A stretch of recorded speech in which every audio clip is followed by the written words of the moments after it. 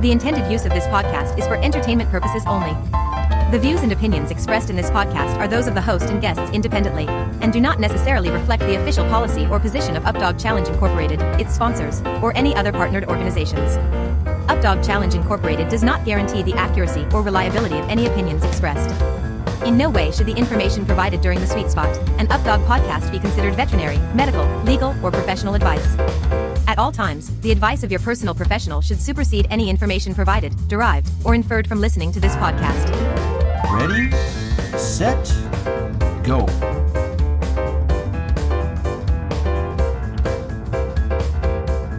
Welcome to the Sweet Spot, an Updog podcast. I'm Andrea Morissette. And I am Jack Faley. We're your hosts, and we have a special guest today. Dre, would Who's you this like lady? to introduce our special guest? This is Rae Baier. Give it up for Rae! Woo-woo! Hi, guys. For those of you who don't know about Rae, we would love to hear a little bit more about you today. So, Rae, can we start by telling us a little bit about you, maybe about your dogs, where you live, your club, kind of give an idea of a little bit about you. Yeah, I'm up in New Hampshire. I have played with Granite State Disc Dogs. We just started a new group, 603 Disc Dogs. And so we're up in the Northeast getting ready for winter. The Great White North. The Great White North, yeah. Yeah, I'm an OT. I work with special needs kids in the schools. And then I do disc and yeah, shout out to the teachers, Jack. And then I play disc as just a hobby sport. Cool. What about your dogs? What kind of dogs you got?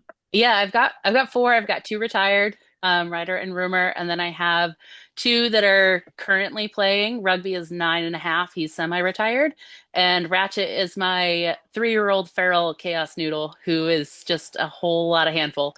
He's a 3-year-old Aussie, so we're Technically he's an Aussie, but we call him feral. Yeah, he's a wild child. Yeah, for sure. We got a lot of Aussie fans on this podcast, me and Jack for sure. So Oh, yeah. woo-hoo. Yeah, I like the little portraits behind you with them peeking up. That's cool. Yeah, Laura Campbell is another disc dogger. She did those for me years ago. So we have Ryder on the top, and then Rumor, and then Rugby. So Very Ratchet's cool. still waiting to earn his picture on the wall. Ratchet has one by Bailey over here. Oh, He has one that the wild child has his own wall. Yeah, and notice it's crooked. That's intentionally done, because he's just not quite on the straight and narrow. Nope. Yeah, definitely not. But he is one of our Updog Freestyle dogs, and we do love seeing him wild child around the field. And we're very grateful for your podcast today. But Jack, what are we talking about today? Why do we have Rae here? All right, so Rae is here because she and I were going back and forth on Messenger talking about a topic and we were kind of going back and forth, and I was like, you know what, this would be a cool topic to talk about on the podcast. So I kind of stopped the conversation. I'm like, hey, can we hold off? Can you join us for a podcast? And thankfully, Rae was like, yeah, totally, I can do that. But the topic essentially is pushing the boundaries of freestyle. And so I sort of talked about this a few weeks back in one of our podcasts towards the end, where I was saying, like in my head, sometimes I think of what we do on the freestyle field and try to relate it to other sports. And one of the sports that I feel like they're constantly pushing the boundaries is in the X Games. And you see like skaters and, they're flying, they're the people with the, I don't even know what they're called, but they're like flying. The wing people? With their suits and stuff like this. Very like crazy out there, like very creative, not the norm kind of a type of play that happens in the X Games. And specifically with like skateboarding and things like that, I know that like, when somebody does a 720, and this was the example I was kind of saying to Rae, was like somebody does a 720, 2 full rotations around in the air, and then they land it, and everyone's like, yeah, they landed that. But that probably happened in like, I don't know, the 90s or something. But as soon as that person hit that, everybody was like, all right, can we do 2.5?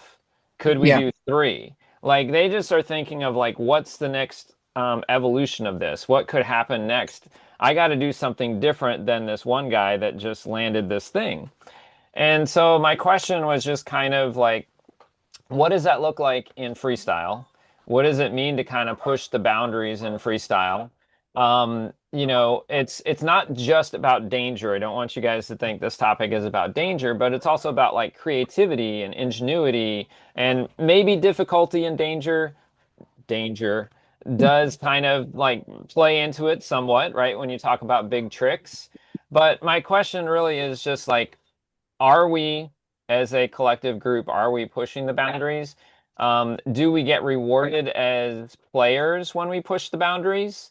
Those are some of my questions that I thought we could kind of talk about. So, first of all, when I say pushing the boundaries like that, like Dre and Rae, like what pops into y'all's heads like when I say pushing the boundaries of freestyle, like what would you guys be thinking of? I mean, I'm thinking about pushing the boundaries in terms of like when I'm thinking about pushing the boundaries, I'm thinking about what's comfortable and what's easy and what do I know that I can do. Like I walk on the field and I'm like, all right, I got this. This is simple. And I'm not worried about it. That's not me pushing the boundaries. That's me being safe. So like if I'm walking on the field and I'm like, okay, well, I have to hit this specific move with this specific angle and this specific location and this specific timing in order to get it to work. And if any of those is off, I'm going to miss it. Like that to me is that starting to push the boundaries. They're starting to Yeah. put things together in a way that like I'm not necessarily taking the 2 seconds to like stop my dog and do it. And I'm trying to safely get them to go from moving to collected. Like that's going to be pushing the boundaries way more than, okay, well, I'm going to stop and I'm going to take breath and then I'm going to do it. And so it just it's that flow, it's that like seamlessness of linking everything together, and the precision that you need in order for it to be successful. That's pretty Dre, good. what? Yeah.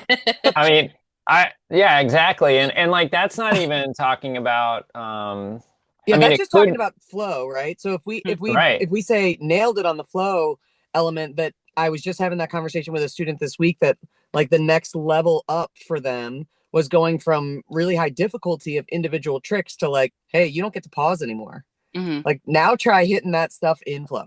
Hmm. And everything blows up. And that's just the next level of the game. Now if we look alternate to flow, I would say the difficulty is on the risk of the moves. I think certain ingenuity of the moves. Like if I remember when I was working at Purina, my goal every year, and it was at Purina in like the 5 years after, my goal every year was to come up with a new move nobody had done before that Hmm. was ready for finals. And then after finals, everybody would kind of copy that move and it would be, you'd see it kind of splattered out for the next year. But and Jack and I used to talk about this, we would hold off on doing these moves at qualifiers and stuff because you didn't want anybody to steal it before finals or Hmm. see it before finals, you know?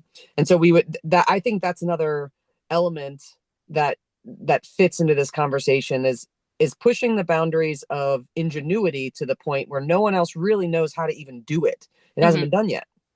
A good example of that is like a Jakey. It's not even that the move itself is that technical. No one had thought of having the dog catch the disc on the way up and then have the dog rebound. Right. And now that's made a ripple through the whole sport. Now we have all kinds of different Jakey applications to dog catches and all kinds of different stuff. So I would say pushing the boundaries would also include ingenuity in the way that you're willing to try things that people have not tried before and risking the criticism or the failure that comes along with that like people might not like that you're trying this new thing with your dog. The first person who ever tried vaulting, like what kind of criticism do they get for sending their dog 8 or 10 feet up in the air, you know? So that's I think another perspective on it, but I think the flow element of it is what we normally would see as if we were going to be taking big risks in freestyle. It's kind of like taking off the training wheels, Hmm. like let your dog really run and let yourself really try and hit the timing when your dog is running.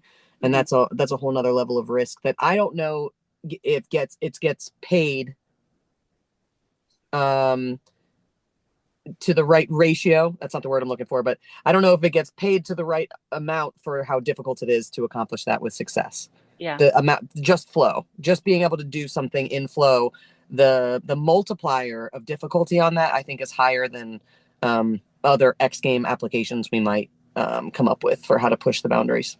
Yeah. I think too. Oh, sorry, Jack. No, I was just gonna jump in and say like on that idea of like, are we getting the Rewarded or not. value? Are we getting Yeah. rewarded enough?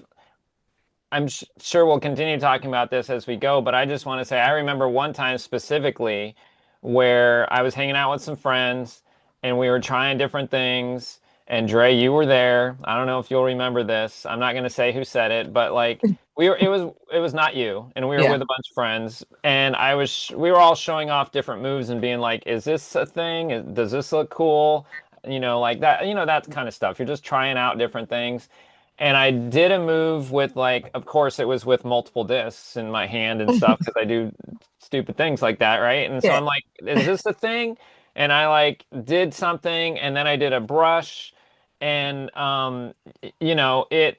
I probably tried it 8, 10 times, and maybe I was successful twice. Hmm. And the person was like, "Why don't you just catch it and not brush it, and then just throw it?" And I'm like, "Well, that's not the same." And they're Yeah. like, you're gonna get the same amount of credit. Just Right. just do it, and you're gonna get your 2 catches then out of it, or 3 catches. I don't remember what it was. But in my head, I was just like, well, all right, am I just being stupid then for like trying to do a brush here? Should I just catch it and throw it? I mean, and I don't think this person was wrong. I think that I probably could have just caught it and not brushed it and just thrown it For the and quarter gotten point credit. that Mhm. the quarter point more that you got for doing such a difficult throw, right? Because Yeah. maybe the rubric is off or people aren't thinking about it, that how difficult it is to actually do the thing. The other Right. thing is, I think it makes a big difference in what format we're playing. Like some, even regionally, it can make a difference. We do have a rubric. We do have judging that teaches about subjectivity and bias and all that stuff, but we're still human, right? And sometimes you go into certain areas that are more conservative for dog play and some that are more tolerant of more highly, aggressive freestyle moves. And it could be that your area is pretty conservative and you go somewhere else and it's not. And you might get a different payment or response to ingenuity differently in different regions that you go to. And then you can speak to the level to answer the question that you said, Jack, of like, should you even do that or not? The first thing to answer that question is, are you capable or not? You are highly capable. So I would say absolutely. If you were not capable, I would say absolutely not, right? Don't go outside of your ability. But if we're assuming that everybody doesn't go out of their ability and they stay into their pocket of what they can do, how much are we really getting paid for the multiplier of difficulty that we're adding in freestyle versus playing a pretty simple game? And I'm really interested to see what your perspectives are on that. Like whether you feel like the game is paying for more simple stuff than it did 5 years ago or 10 years ago or whatever. Well, I'll let Yeah. Ray respond first, but I know I have a response too. We'll see what she says. I mean, I did just want to touch on I don't think risk necessarily has to include like risking what your dog is doing. Hmm. Like what Jack was saying with multiple discs flying, that's a risk. Like if Hmm. something, then you miss it, that's a risk that you're taking. Or if you're working on a sequence that only uses one disc, like you guys have seen, I use one disc a lot because disc management is really hard for me to get around the field. So I'm reusing my disc. I'm reusing my discs as much as I can. But like that's a really risky move because Hmm. if he drops something or if And he it rolls moves the away. hand off, right, and it rolls away, then you're 5 feet away from a disc or like and it interrupts your flow. So like there's this huge risk piece when you have less discs or when you have more discs in play that you don't necessarily need. And so like I think there are ways to introduce risk and ingenuity to what we're doing without necessarily risking anything for the dog. Yeah. Oh yeah, for Increasing sure. pressure on the For handler sure. or dog. Yeah, yeah, for sure.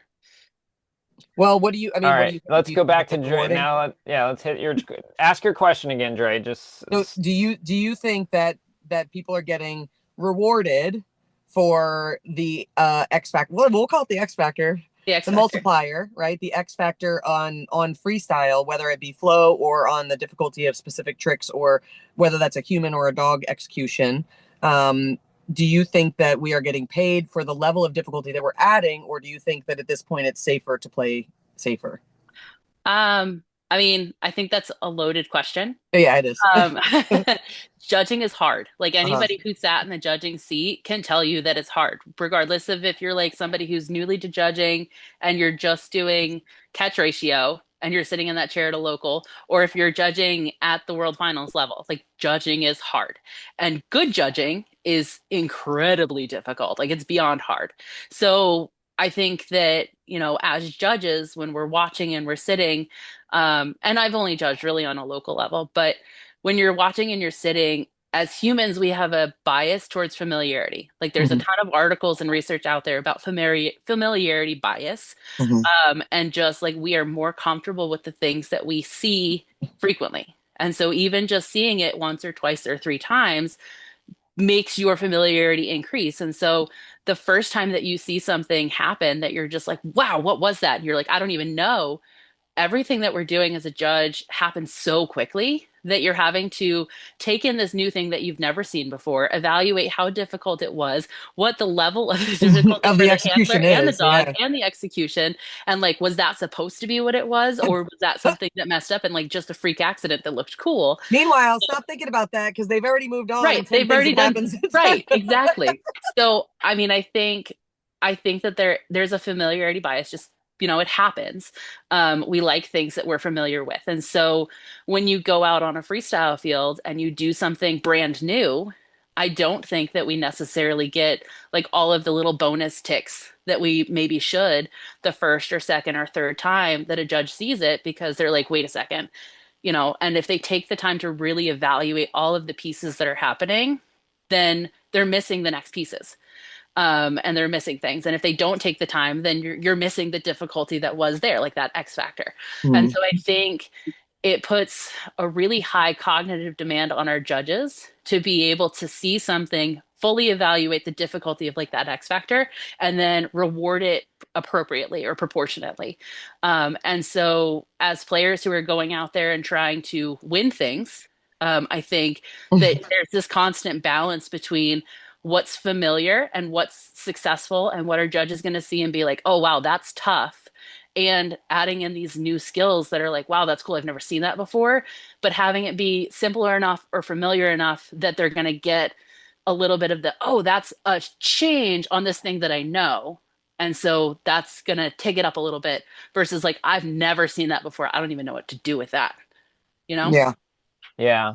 I'll say I've felt both of those as a judge. I've felt I don't know what to do with that, and I've felt, oh, that was a really cool take on that particular thing. Like Dre mentioned the Jakey before, and just different takes on that I've seen, spinning around, doing it on the back, doing a handoff as the dog's catching it on the way up and then handing it off and then going, and like just different things. I've seen that, and that, like you said, takes the familiarity piece of it, but then it's that little surprise, that the judges get like, ooh, that was done differently. That was cool. And I definitely think, not I definitely think, I know, because it's me and I'm the judge, but like when it's happened like that for me, when I'm sitting there as a judge trying to decide, okay, should they get the 3.75 or the 4? And I recall I had those good feelings of like, ooh, that was interesting. That was cool. Like, they get the bump.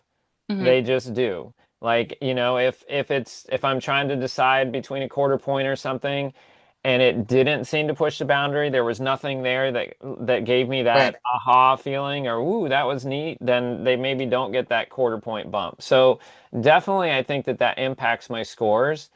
But then on the flip side, like you said, so this is probably going to get me into trouble for saying this, but when I first saw the influence of dog dancing into the sport of disc dogging, I was like, I don't know if I like this. I don't know if this is disc dogging. I don't know where to score this. I'm a little bit like, and to be honest, to be fair to me, I think the first few instances that I saw of it were not perhaps the best because it was 20 to 30 seconds of dog dancing and no thrown disc. It was a new person coming from dog dancing to disc as a novice player that couldn't even throw a Frisbee 10 feet. I remember this whole thing because we were new to the video contest thing and we were getting submissions, and this was when dog dancing first came in, and we had a handful of players that really just did dog dancing with hardly any throws. Yeah. But, given a few more opportunities to see it, it made me think, it made me look at the up dog, criteria and see where does this fit. And it does fit nicely in a number of places, and I reward it now in those places. But I think to your point, Rae, like that is kind of the challenge is, are you going to do something so crazy? So you're pushing the boundary so far that the judges are thrown off and they don't know where to, if they want to reward you, they don't know where to reward you. Right. Or how are you much. just pushing the boundaries of familiarity? And then you will probably get a little bump here or there with your scores. And we're just talking about the ingenuity part of it. The other thing that I thought was cool that you brought up, Rae, was, excuse me, like this idea of I'm doing the thing, but I'm doing it with increased difficulty. And the example that you were using was like flowing into that trick, like that vault or whatever it is. Like, are you coming into it pausing because you have to get yourself set up and get your dog set up, make sure you're lined up, and now you go? Or is it all just going as one thing all in flow? Because that's a higher level of difficulty. That is pushing the boundary. Same type of thing with like, sometimes you see throws that, are right here for the dog's mouth, and I'm only having to throw it this far. Like that's a much easier throw for me.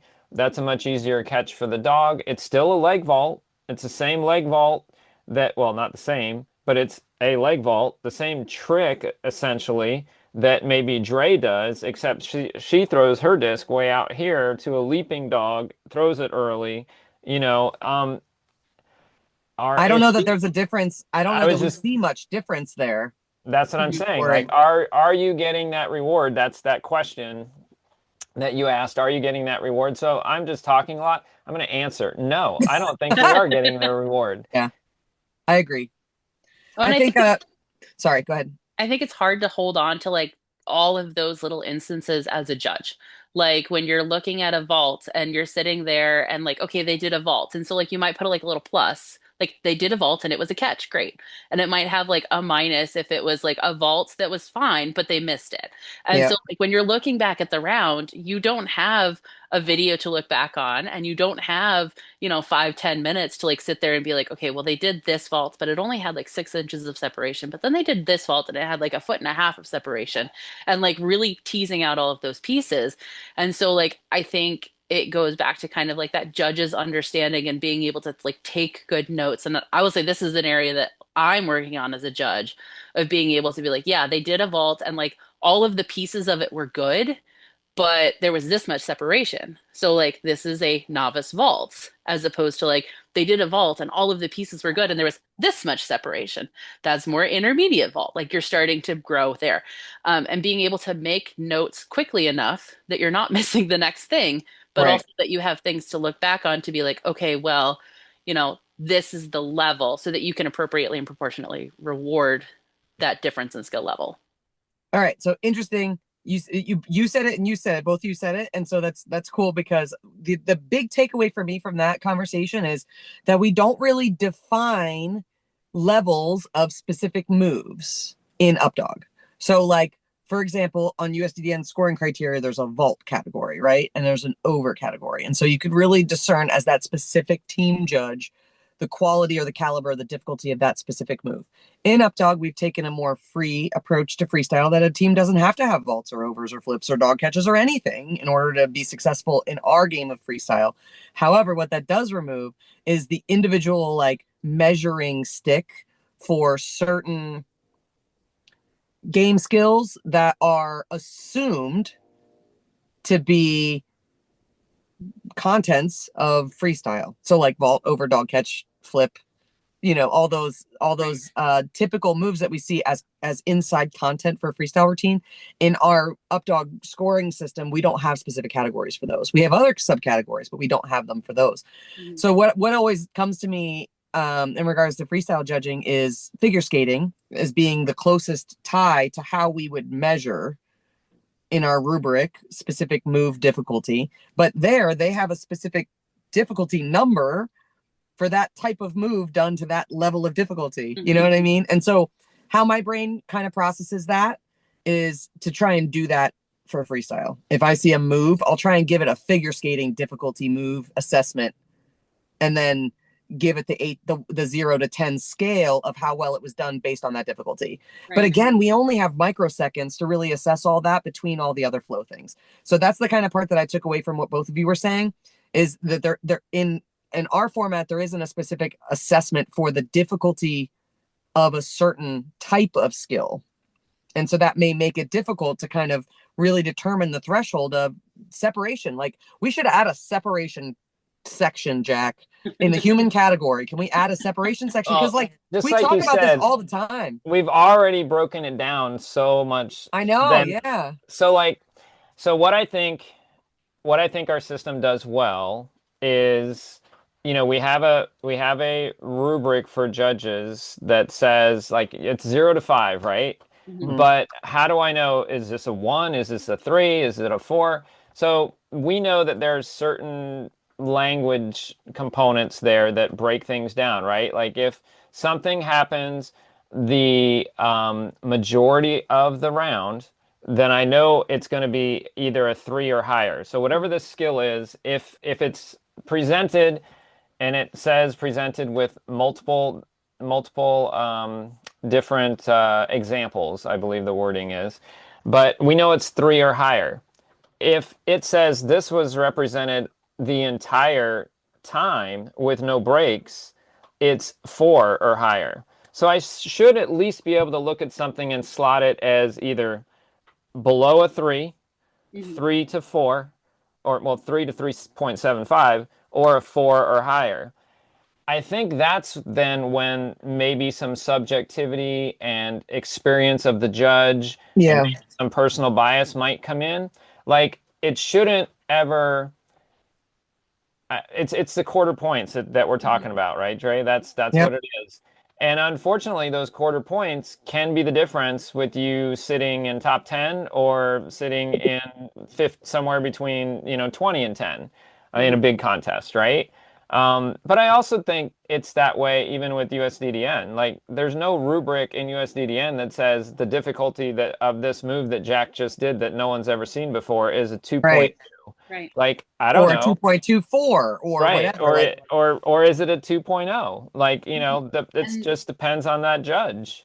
Right. And then you add like success into it. So then, like, okay, well, if we did this move that's like, say a 3.25, if you get it, and it was successful, but you did this harder move, somebody else did this harder move, and like they're pushing the X factor and it wasn't successful, then like, where do you find that balance between, okay, I did something more difficult and it wasn't successful, but there was such a smaller margin of error, and like, where do you hit them for that lack of success? It would depend on if it's the human's mistake or the dog's mistake or a mistake in their connection for team. For me, it would just be the overall connection factor would go down that quarter point or up that quarter point as to whether they had the disconnection, would take them out of the 4s, and if they didn't have the disconnection, it would keep them in the 4s.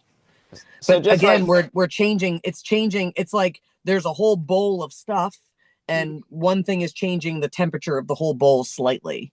Instead of saying this quarter of this bowl is worth 5 points, what color, how many points total are we getting? We're kind of shaping the difficulty of a conglomeration of moves and seeing it as a whole picture rather than seeing it as a specific elements, I think is a little bit different. But then you're not necessarily pushed to do and like raise that factor, because like there's more likelihood that it's not going to work. And so if you're not necessarily being rewarded like proportionately for the difficulty of what you're doing, then I think that's where we fall into this like safe freestyle where you're not taking risks and you're not pushing the bounds, because you can have the success and score that 4 by showing it everywhere. But if you step it up and you miss it, maybe you're at that 3.75. Yeah. I think the difference is going to be that the people that don't take the chance are going to be stuck in the 10 to 20s. And the people that take the chance are in our top 10. Well, and I think that's I agree. I think that's how, like, I think that obviously not in Updog because I don't play Updog like except locally, but in other venues, I feel like that's how I made the jump into the top 10 instead of, like you said, being down in 14th, the sort of good. I mean, pretty 14 good, to but 16. just not Spent a lot of making time it. there. And that is like putting both things together, right? Like you have a high catch ratio and you've pushed the boundaries somewhat, right? But there's a balance, I think, like Rae said, like Yeah. there were things that I was like, this move is cool, I love it, but it's a 60% chance of Right. making it. It's out. But that's what Because brings us back to our conversation about percentages. If you're really playing at a high level and you want to be at a world's level, best in the world at anything, it's about micro choices. It's about micro moments. Less than a quarter of a point. Like to move to win the world championship, that 1/4 point is moved by 5 or 10 different things that you did. Not just one thing that you did. Maybe it's one thing you did, a unique move, a bomb move, a crazy good throw. That'll give you a 1/4 point in my book. That'll give you a 1/2 point in my book. If I see something executed like that, because you don't see it very often, that can boost your trick score or your handler score or your dog score to be phenomenal. I think that I don't know that it exists right now. I don't know that the value exists, that people are giving teams value for it. But I think there should be a point at which maybe I missed four, right? My dog caught 22 and missed 4. And but I was pushing the boundaries. I had uniqueness. I had separation in my vaults. My dog was in flow as I led into that reverse chest vault. I wasn't pausing and setting my dog up. Like I was really trying to hit all those things, but I missed 4. Rae went out there and she paused. She did a vault here instead of way out here, blah, blah, blah. She had 1 drop. Yeah. Our experience, you and I, Jack, 100% 1 drop wins. 100%. Oh, totally. But I'm saying, should in Updog? she? Like, no. In my opinion, no. She should win with the difficulty should win with 4 drops. No question.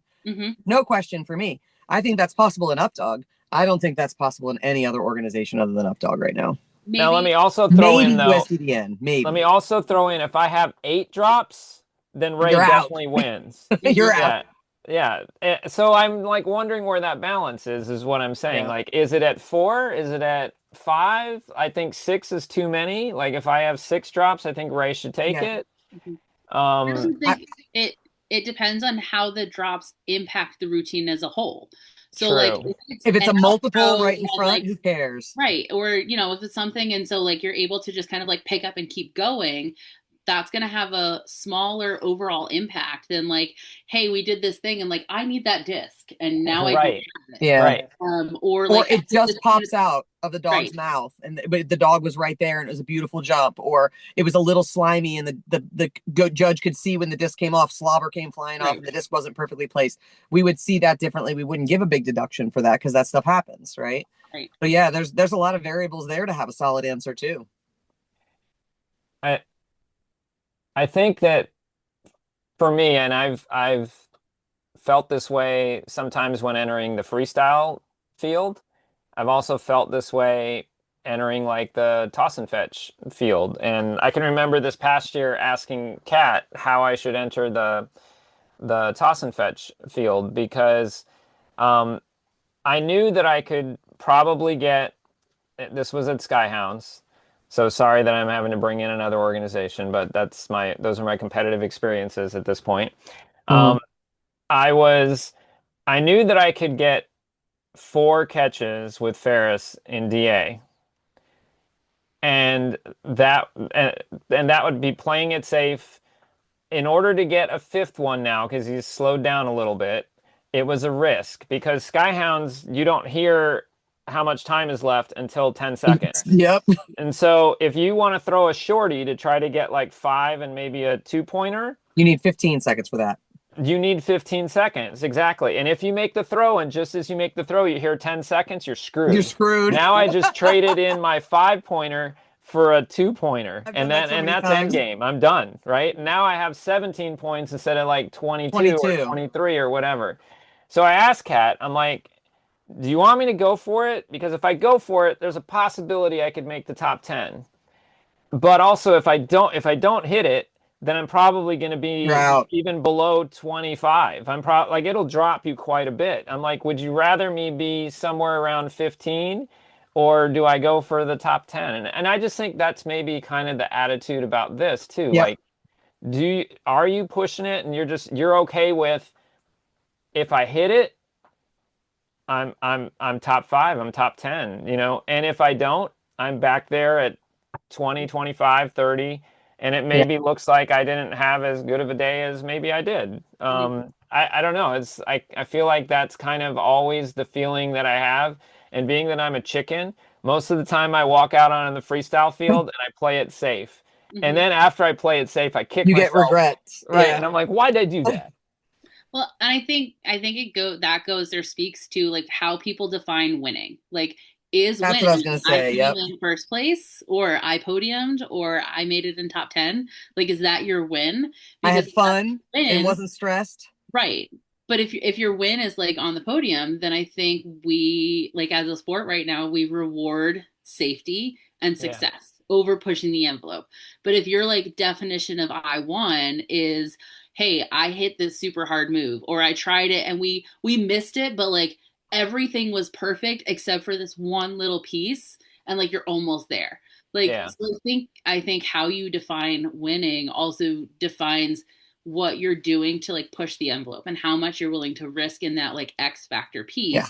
And like if it all goes great, you're like, yeah, I got it, it's great. And like you may or not actually end up on the podium, but it doesn't matter because that wasn't your definition of winning. But if you're like, I need to be on the podium, or like that's my definition of winning, then I think that your balance of what you're doing in terms of risk reward is going to be different. I think that I love the whatever it is, the dopamine hit or whatever you want to call it, of like, and I've had this conversation with you, Ray. Like, I love that feeling of I walked off the field and I hit a couple of my big moves. Mm-hmm. And it feels so good when somebody from another tent, maybe they Says, don't "That even was know who you badass." are. And what'd you say, Dre? Like, that was awesome. Yeah. Like Right. people Yeah. They're cheering you like, on. man, I've never seen that move, or that was Yeah. really cool that when you did this, or you're always so flowy, or whatever. Like, those make my day. And like, you know, that person who maybe played it safe and reached the podium, are they getting those same comments? I don't know. Maybe they're getting slightly different comments. I'm sure they're getting congratulatory comments. Mhm.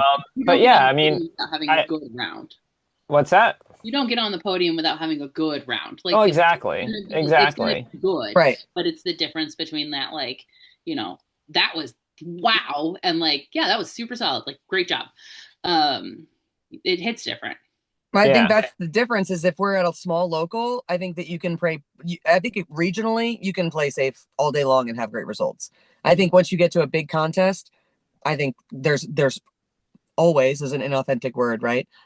Very high percentage of the time, somebody's going to go for it and hit it. Mm-hmm. Yeah. Somebody is. And the bigger the contest, there's going to be at least 3 of those guys. So, just looking at Freestyle Crown results, like the people that went for big risky moves, big hard throws, whatever. Those are the people that are in the top 5 right now. They took more risks. They had more flow, and it's a video contest. You could take 100 takes. That's the one to throw the whole bag at it, right? But if you have like the live event that we have that's coming up, people may take safer choices there because they don't want to have failure on a television event or an event where, don't get in Ray's head. Listen, Jeff, it's already in everybody's head. It's my already definition there. of winning is not podium. Yeah. So, that's another thing too, is like on a local level, you're going to get a certain level of reward. But I think on a world's level or on an international level or even a national level, somebody's going to send it. So if you really want a podium, you got to bring the flow. And if you're just at the point now where you're like, I'm kind of stuck in that 10 to 20 zone or 10 to 25, that's the part that's missing. And it's going to be a good year or 2 before you figure it out. It's going to be real hard for a little while trying to do everything in flow, it's going to look like a hot mess sometimes. Yeah, I was just gonna say, yeah, it could go backwards before you go forwards So because don't wait. because you're trying new things and it's riskier and Yeah. And sometimes it's not necessarily the handler that's not ready for it. Like The sometimes dog, it's the it dog. can't handle it. You can be ready for it as the handler, and like it's just not the right choice for the dog. So like we're talking about, pushing the envelope and raising the X factor, and like yes, we should be doing that, but like considering our abilities and our dog's abilities and like our abilities as a team together. Mhm. Like if your dog's not ready for it, it's not bad. It's better to not push it and to like let them mature and like grow their brain and their body to be able to handle raising that bar. Yeah. And I think the examples that we used, and it's probably my fault because I went with the whole X Games example. But like, like I always say, like Dre and I now both always say, it's like find your points, right? Mhm. Your X factor could be in disc management. Your X Games pushing the boundaries could be in use of field. Like it doesn't necessarily have to be the pieces that we've been talking about. That idea of like Dre, like you were saying, like at a big contest, like you kind of know like somebody's gonna hit it, Mhm. and it just reminded me of like time warp at up diff. Yeah. When Go big or you go go, home. if you go early, man, you don't know what anybody has scored, and you're just like, somebody here today is going to get an 89. Yep. So if I play it safe and get an 85, And it's not going to do anything. Yep. right. And so So it's they just have like, to pay Cat more money to be late in the running order is the note to take away from their bribes for late running order for time warp. The price yeah, just went up. you just have to be willing to like, man, if this hits, it's gonna be great. And Yeah. if it doesn't, it'll still be all right. It's just not gonna be up there at the top where, you could have been or you wanted to be or whatever. Yeah. Yeah. So All right. if somebody was to do that, so we've determined that some teams should and some teams shouldn't add this kind of stuff based on your ability. So let's say the teams that should, because those are more fun. The teams that should, what would be aside from flow or like a trick that nobody's seen before? Because those are two things that we already discussed. What are some ways that people can X Games their freestyle routine? I think we talked about like just the discs. And so, I think Aaron right now with the XS move, like that's an example of pushing that X factor. Like he's got 4 discs in the air. The dog's getting one, he's kicking another. Like there's so many things that can go wrong. And so like that's a handler piece. Or like the teams that are doing, 7 or 8 tricky moves where they're flipping and they're doing handoffs and they're doing all of these things with 1 disc. Like those I think are examples of being able to increase that aren't necessarily flow. Like yes, it will lead to flow, but you're increasing the difficulty where you could do it with 8 discs for 8 throws, but if you do it with 1, like that makes it a lot harder. Okay, so disc management. Yep. On the handler side Yeah. of adding multiple disc releases or less disc releases to add some ingenuity and difficulty. That's a good one. I even saw some disc management on the dog side that I thought was pretty slick. Yeah. The freestyle crown. Dog is so cool. So like that could happen too. Handoffs, all of those Mhm. things. Like if you can teach your dog coming in on an over and they exchange a disc with you and then another disc flies out the other way. On the Jakey I saw, like there's some really cool disc management on the dog side too. Yep. That you don't have to do, right? I could just pick up my discs and be content with having the disc management definition, right? I have the disc that I need all the time. Mhm. That gets me that safe score of maybe a 3.5 or something like that. But do I want to push it into the 4s? Then I need to kind of do some of these different things. Because remember, the 4 also says high difficulty. Right. It's so interesting to allude back to what Rae was saying at the very beginning of the podcast is like our familiarity with some moves. Because while you were saying that, I was like, well, those handoffs last year were like mind blowing. 2 years ago, we were like, oh, that's so cool. And now we're like, oh, it's a Jakey handoff, check.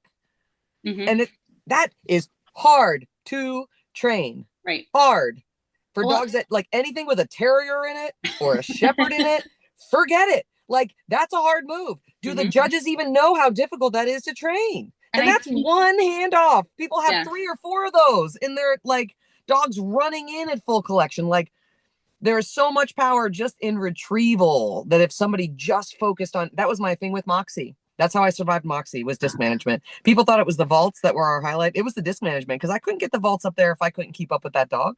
Right. And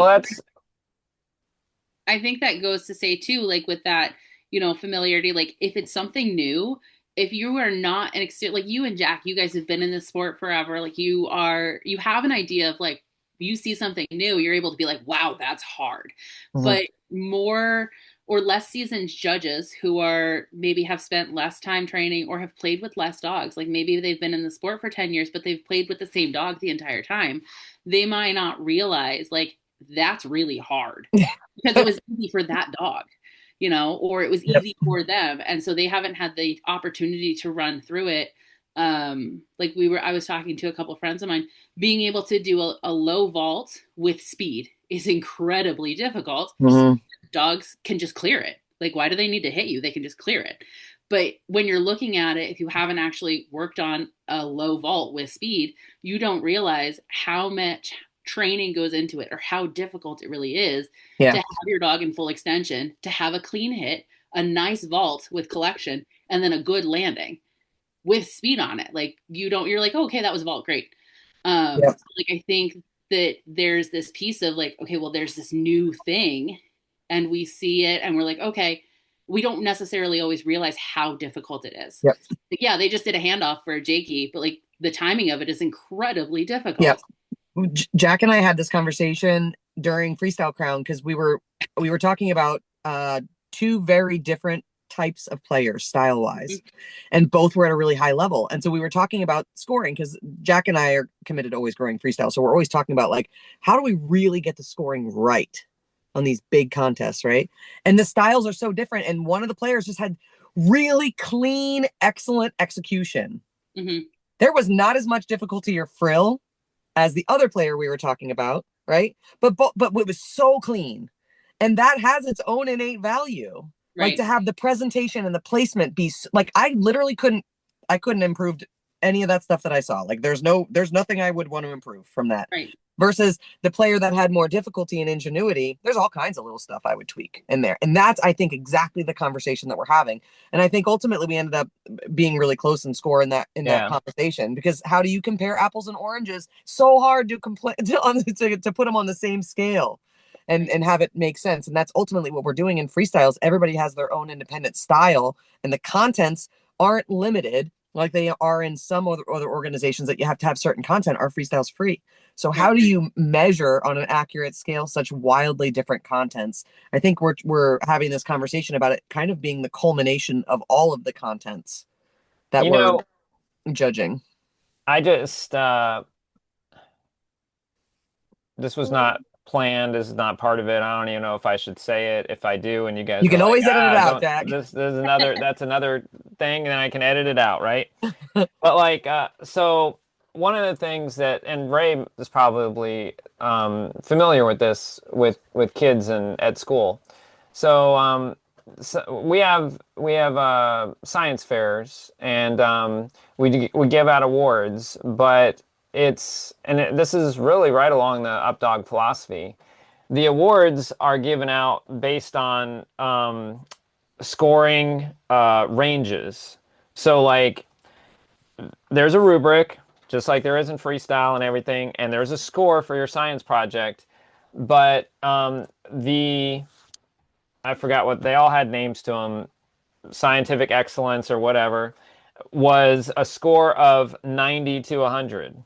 And so in my class, I might have had 4 students who got scientific excellence award, 90 to 100.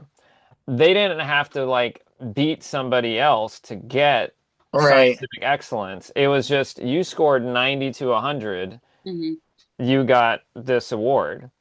And I don't know, it's just a different way to think about it, because we're talking about such minute little instances that maybe I pick up, but maybe Dre doesn't pick up, or vice versa. Or maybe I pick it up today, but I didn't pick it up yesterday, because there's so much flex in there in terms of your mind and what's happening all of a sudden. If you fall within this score range versus, well, Rae got a 89.75 and I got an 89 period. Rae got on the podium and I'm at 7th place. Mhm. You know, and like, who knows if we watched it 30 minutes later, if I wouldn't have been on the podium and Rae got Right. 7th place. Right. But we were both definitely in this chunk of excellence that we might call, you know, high level excellence versus maybe mid level excellence or something like that. I don't know, just a thought. It would be interesting if random. What if we, adopted that concept and then the ranges competed against each other, kind of like a pre-cut. Like, you cut and then you reseed worst to first or last to first or whatever you want to call it.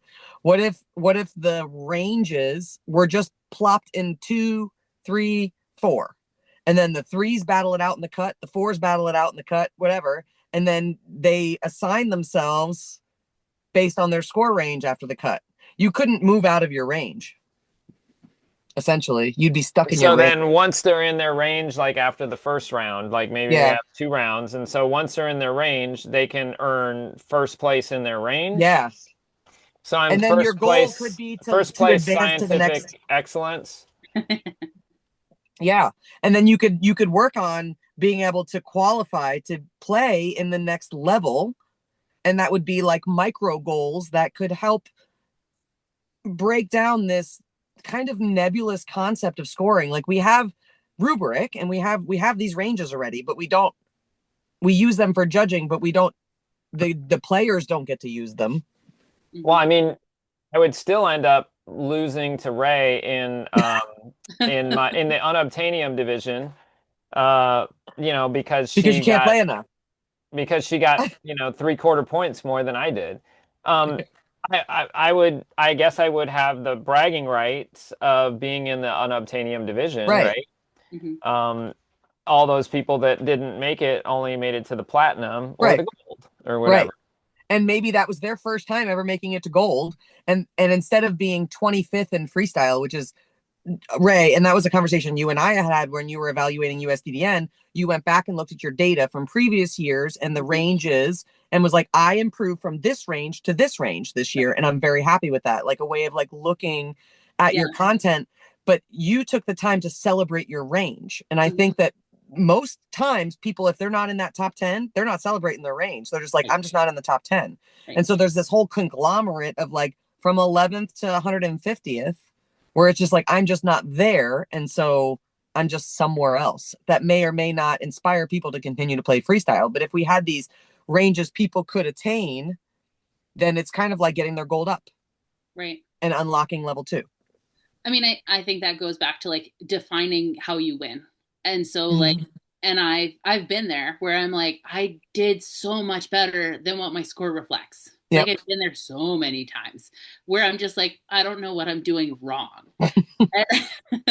And then like with freestyle, it's not necessarily anything that you're doing wrong. Like it could just be like the 3 people who happen to be sitting in those chairs, or the 4 people that were sitting in those chairs had a value for something else. Like they bring their experience to the chairs that, they've had a dog that maybe they had to motivate to like actually stay engaged in plays. And so when they see a dog that's maybe not like ratchet, balls to the wall, like let's go, and they see a dog that has to be motivated to like continue, and they've done a nice job of building it, but the judge sees like, okay, there's a lot of work that went into that.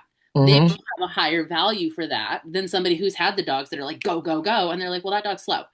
And like it's easy to just be like, this is what a freestyle dog looks like. And so as judges, I think it comes back to, we have a responsibility to like be open-minded about allowing people to find their points. And like really, I say frequently, like find what your dog is good at, find what you are good at, and like exploit that shit. And hide everything you're both terrible at. Everything else. As much as possible. Yeah. Even if it's a thing that people say don't do because it doesn't look good in freestyle, it's better to do that than do the thing that you're not good at. Right. I honestly think that that's a great that's a great thing for everybody to just like reflect on. Like, is there one thing in your freestyle round maybe that is making you not look as good? Because we always are looking to like, what can I do? Sometimes it's just maybe I should stop doing this. Right. Yeah, I see that a lot with flips. Mm-hmm. Like some dogs just don't flip well, and people feel like they have to have flips Yeah. in their freestyle. Yeah. Like, you don't have to have flips. You don't have to have vaults, overs, dog catches, none of it. If your dog doesn't like dog catches, you should stop doing dog catches. It looks worse. You that dog you're catch them and then they're forcing like your dog. wriggling to try to get away. To me, that tells me more as a judge, like your dog doesn't have a say in this freestyle. You're tricking them into that. That's Right. not going to help your score.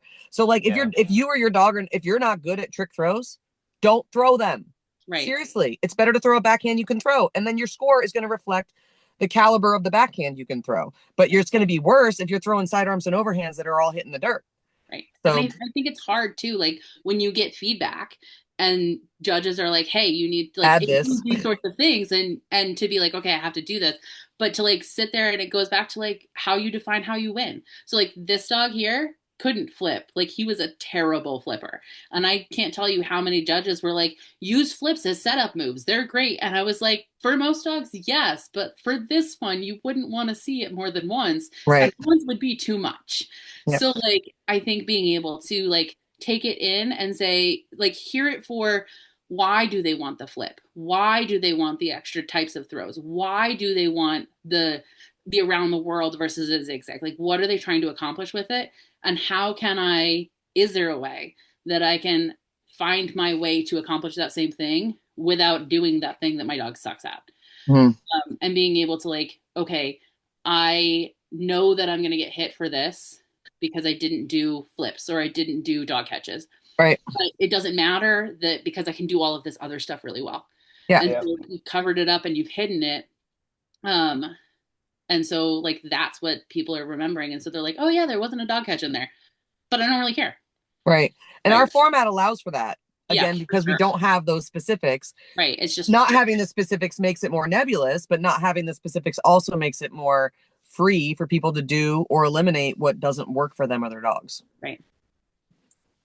I think that it's come up a couple times, and I'm trying to wrap this around here. Otherwise, we could go another 2 hours. But Yeah, like, at least. My big takeaway is that when we have conversations like this, it makes us think more deeply about what we're putting on the field, what we choose to put on the field. It also makes me think more deeply about when I'm sitting in the judge's chair, like what can I really give points for that maybe I wasn't thinking about previously? How can I give feedback better? Like all of these things, these types of conversations, I think, make people better players and make people better judges. And I know it's something that Dre and I have talked about. We want to do kind of like some like live forum type things where we would have a topic like this and let people come in and listen, maybe even have some video to take a look at and then critique and talk about. But it's, not everybody has been playing the same amount, just like Rae said. Even I might have been playing 10 years, just like you said, but maybe with the same dog, or maybe I've only been playing with Aussies. And, it's different when I watch, a different dog out there trying to do things. Yeah, or German Shepherds or whatever, like, right? I have to broaden my perspective on some of the dog skills and some of the human skills and things like that. So I just think conversations like this, I guess, are productive. That's what I want. They expand our awareness of freestyle. Like just between last week and this week, my conversations with you that stemmed from our freestyle crown judging have expanded my awareness of freestyle and my understanding of it. And I feel like I should me too. Like you pushed me. Like we had Dre and I had some pretty good back and forths. We weren't mad at each other or yelling, but we had some pretty good back and forths, pushing back and forth with our opinions, right? But I think that both of us left those conversations with like, oh yeah, that I could totally see that I need to look at that a little bit differently, or I need to accommodate for that component that I wasn't accommodating for before. Yeah. And And if if we I would have had, just kept my yeah, mouth shut, stayed in the chair, left the chair at the end of the day, and don't talk to anybody or ask opinions or anything like that, then I don't get more knowledge. I don't get more experiences. yep. And you know, not everybody that judges is going to have 25 years of experience in the sport. And we can't expect them to have the knowledge of 25 years of experience in the sport. But what they can do is talk to people that do and that have worked with hundreds and hundreds of dogs, that when I look at something, I'm going to see the dog's approach and collection different than somebody that's never worked with that many dogs, or they've only worked with a certain type of dog. So being willing to have the conversation with judges to ask questions, why something got a higher score than something else, or I want to improve this part of my score. Here's my routine. What things can I do to do that? That's where video reviews are really valuable from experienced judges or players. Just, you know, even if you throw them 25 or $50, if they have that as a service that they offer or whatever, for their time and their expertise. Not saying you have to pay for that service, but just saying, like, people that have been in the sport for a long time, you can ask them and be like, offer, hey, would you mind reviewing this for me and giving me some feedback from your perspective, because I want to improve this category, and this is a category you're great at. I love when you do this specific move and you always score well with dog, and so I really want to increase my dog score. Can you watch this video and tell me what I need to work on to improve my dog score, improve my retrieves, or improve my drive score, or whatever. We are resources, and I can nerd out talking about freestyle all day long, and so could Jack, and so could you, Rae. And so you know, pooling our information, because not everybody's going to get 25 years of experience overnight. Lean on the people that do and ask questions, because we all love talking about that stuff. I can talk about freestyle all day long, and it brings me a lot of joy. You and I have hours of conversation about Rae and Jack too, but Rae and I have hours of conversation about freestyle and how to make more difficulty and what's worth it and not, and you know, how much to push the dog is one of our big conversations. So lean on the people in the sport that have the experience, because we're happy to share it. Right. And I think one of the biggest things too for like pushing and keeping that, like, the growth of the sport is to continue to be students of the game. Mm-hmm. And I think that's just a summary of like what all of what you just said is just condensed down, is like continue to be a student and learn, whether you're on the field or in the chair as a judge. But like, I think that's the single biggest thing that we continue to do to grow the sport and continue it moving forward, is to truly be a student of what's happening on the field that we're seeing. Yep. That was a nice bow tie on top of our lovely podcast, Jack. It feels like that was a bow tie moment. All right. Well, if that's the bow tie moment, then we only have one thing left to do, Rae, and that Do we get to do it? Our time warp challenge. Yay! Oh boy. Okay. Okay, I have the minute. So you know what this is all about, right? Do you know how to do it? Okay. I'm familiar with it. All right. I'm just hoping you don't ask me about bands of any sort, because music well, let me is see. not my forte, so we'll see. You're safe. You're safe. Right. Oh, there's no bands. And he must like you, because the tricky 3 question is earlier in the running order this time. Well, you're not supposed to tell her up front and give her additional information. I'm helping her out. She slipped me a 20 at the beginning of the podcast to help her with the time warp challenge. I see. All right. I'm ready with the timer if you're ready. Oh, that was 1 minute and 30 seconds. That is not what I asked for. I wasn't going to help her out giving out pre-information and now giving 30 additional seconds. I fixed it. It's good. All right. You got to ask the first question, because I'm on my phone and I got to switch from the timer to the questions. I got it. Okay. Ready? Are you ready, Rae? I'm ready. All right. Ready, set, go. Would you rather listen to podcasts or music on a road trip? Podcasts. Do you have any other pets besides dogs? Nope. What is your favorite Thanksgiving food? Stuffing. Ooh. Name 3 rocks. Granite, onyx, and gypsum. Killed it. What's your favorite updog game besides freestyle? Far out. Good choice. What's a phobia you have? Falling. Oh. Black Friday shopping, online or full contact? Always online. Have you ever been to Alaska or Hawaii? No. If you or your dog could have one superpower in the game of freestyle, what would you want it to be? I want a magic mouth catching dog. Would you rather watch or perform a magic trick? 11 Watch. seconds. Girl, you crushed that with 10 seconds left. That's our best one. Are you sure that you didn't keep it set for 90 seconds? It says 9 seconds left at the very top. and I didn't cheat at all. I didn't even look at it the whole time. And our previous record is 7 seconds left. So you're our current reigning champion for Well, our I don't- Time Warp Challenge. Woo-woo! I will say I don't know that onyx is actually a rock. I was thinking of obsidian, which is the black shiny one. I don't know if onyx is actually a rock. Onyx is a rock. Is it? I think it is. Oh, okay. Rock. It's a Cat stone. is Googling. This record may be up for debate. For debate. It's an unofficial record with an asterisk next to it. Cat says yes, it is. Oh, look Okay. at that. When I looked at the timer, when you answered your last question, there was 10 seconds left. And then when I hit stop, there was 9 seconds left. So you All guys right. can decide whether you want to give her 9.5 seconds or 10 seconds. But I'm giving her the half second of my timeliness to push I'm stop. gonna review the video just to make sure there was only 60 seconds on the clock. All And right. then we'll talk about records. Okay, that sounds good. I But have to say, it's If really I know anything from this podcast, Rae does not define winning As winning. as her record or anything like that. She's just happy that she was here and able to do the Time Warp Challenge, right? Just taking super away her thrilled to be win. here. I'm not gonna lie. So whenever you do time warp challenges with every other podcast that I listen to, You tell them they're slow. no, I practice. Yeah. And so like you ask a question, I answer. And so like I've practiced not knowing that I would end up on the podcast one day, but I practiced the answers to these questions, and I'm like, they just take too long. Yeah, Yeah, they do. it's usually just like one question that they get hung up on, and they spend like 15 seconds going and then like they're done. Yep. Or giving like long explanations for things. Mistake. Yeah. Mistake. Can't do In that. and out. Can't- In and out. See, look, can't you wait for just the dog proved to catch it. it can be done in 50 seconds. You gotta like throw for time warp. It's the same Yep. thing with these. Like you just gotta answer. The the explanations can come at the end. right. We're going to find out in about 3 seconds. Kat, is Onyx officially an answer we can Oh, accept? she already said yeah. Okay, Yeah. good. So it's Yeah. an You official. said it's what, a silicate?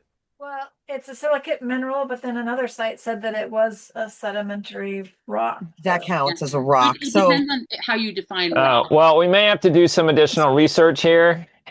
There are three we give it different to the types of dog rocks. and Updog. We give it to the team. So we're just going to give it to the team. And The National Stone Institute. What? Natural Stone Institute, which we all know is the authority on yes. onyx, says that an onyx is a stone. Yeah. It's official, Rae. You are our current Time Warp question challenge leader, Exciting. champion of the world. You get to wear the golden jacket and shirt as you Black. walk around, and people will know that you're the current leader, and they can talk smack or something. I don't know. We should send a prize, or maybe we'll have a traveling trophy for this, Jack. I don't need another task on my list, right? We don't need any more tasks. Not this week, anyway, for sure.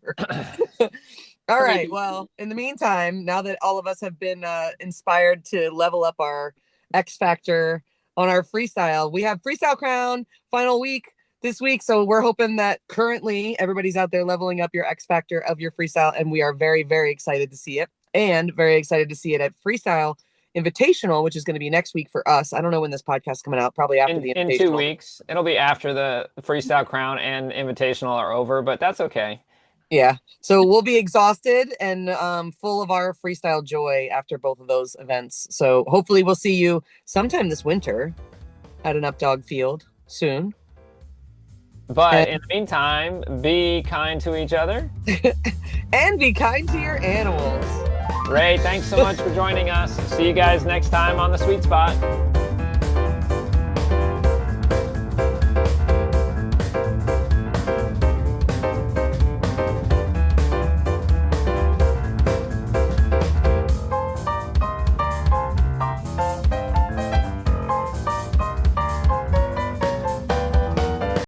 Why'd I do that?